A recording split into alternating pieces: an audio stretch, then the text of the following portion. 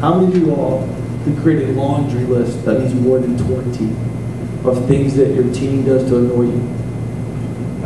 Yeah. Yeah. Well, let's go more than 10. Let's go more than 5. Yeah, more than 10. I mean, I have a 5-year-old, I can go more than 20, right? As I quickly learn. Yeah, it's pretty well. So here's what I want. Get your pen out. Here are the 3 things that annoy teens the most about their parents. Right? So this is a little study that was done. Here's number 1. My parents are always comparing me. My parents are always comparing me. Here's an example. After the game, or just talking after practice, right? Oh, Johnny, man, you're a great running back, or you're a great pitcher.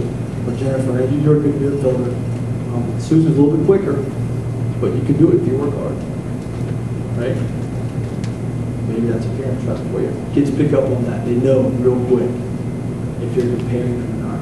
So there's number 1. Number 2, my parents are never satisfied.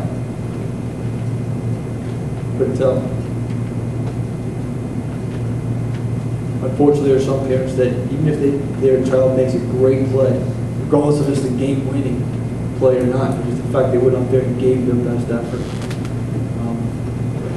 based on their goals, who they want to be, that's not good enough, right?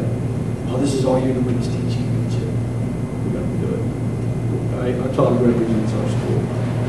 Right? What message does that send to your kid? Right? And then what environment does that build for them to be able to become the athlete that they want to be? Right? Okay, number 3.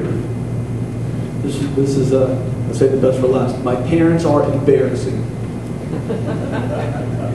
Right? Good. Okay, I know this is nobody in here, but how many of y'all have been around parents that have yelled at the referee during the game? You can hear them across the stage. Raise your hand. Don't be honest. Don't even yell. Yeah. Right? So some of the responses from these kids that took this survey were just that. Right? These were a couple of kids that were on the field in a football game. They heard their dad in the top bleacher cussing out the ref. That's crazy, right? Or coaching them. How many of you hold your tongue to try not to coach your kid during a game, right? And you're like, oh, that's so obvious. Oh, you should have played the ball right there. You can't see that. Are you kidding me? Right? I mean, I do it. I'm a coach, and I still do that. I don't bite my tongue, and I need to. They got to learn from their mistakes. But how many of y'all have been caught with that? How many of y'all have been caught with wanting to say something to the coach because they haven't made, in your opinion, the right coaching suggestions? You don't have to raise your hand there because Tom is here, so keep your hand down. So, I mean, there are a couple of ways that parents can be embarrassing. Kids pick up on that, right?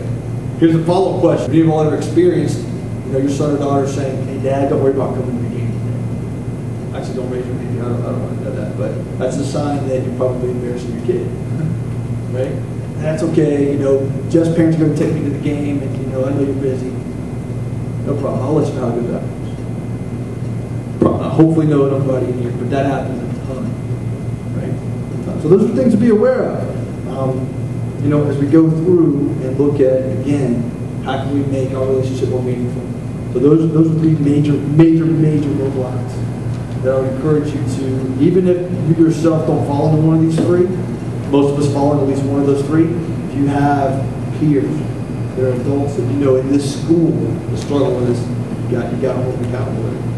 Because that indirectly affects also who?